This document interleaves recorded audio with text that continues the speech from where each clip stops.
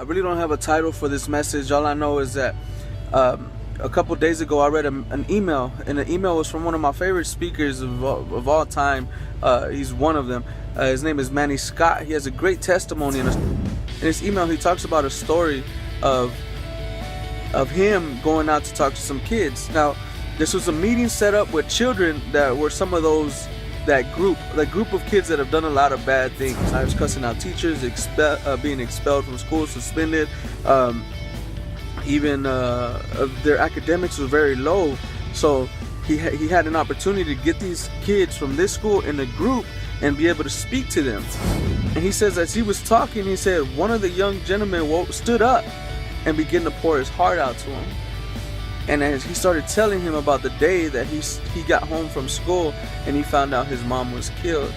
And he said he remembers getting home from school and that the families and friends and some of his family in the living room with broken legs and laid out everywhere, and the ambulance had took his mom, and they found out on Facebook. He said it hurt him because on Facebook he found out that his mom was dead, and he didn't even get to say bye. He remembers that all he wanted was to hug her one more time. He wanted to kiss her. He just wanted to tell her bye, and he didn't get to do any of that.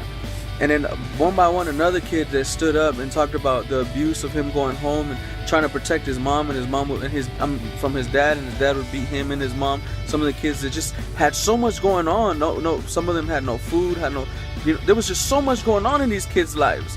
And quickly we'll label them as being bad kids or bad students. But have you ever took the time to try to understand people before you point your finger or judge anyone? And with these stories, it told me that there's so many children that are hurting out there. And it's not just children, let's just say people. But right now my intention, because I have my heart goes out to kids that are like that. Because there was a point in my life where I was in school and I had so much going on at home, and it was so hard for me to work on my academics or anything that was going on. I couldn't even focus on that because I had so much going on at home. I had to figure out how to live a life that I wasn't supposed to be living, and go to school. We need to take the time to try to understand people. Before you title anybody negatively, try to understand them. Because I was titled one of those bad students one day a long time ago. I was titled a troubled teen. I was titled hopeless. I've been titled so many things. As a teen or as a child, I was becoming what my environment was making me to be. That's all I knew. That's all I ever known.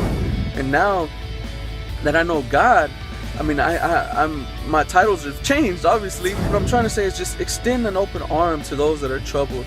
You can't imagine what people are going through at home. I mean, then they go to work, or they go to school, or they go to the grocery store, they walk past you at the mall. You can't imagine how much they really needed that walk at the park, how much they really needed that walk at the mall, and you just brush shoulders with them and just give them ugly looks.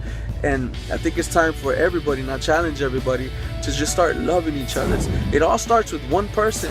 The fruits of the Spirit, when you share them with people, they fruit and they become something, and nothing goes void. Nothing goes void that you do in God. Nothing goes void. Everything that you do for God to intentionally edify somebody, it'll always grow. It'll never just die.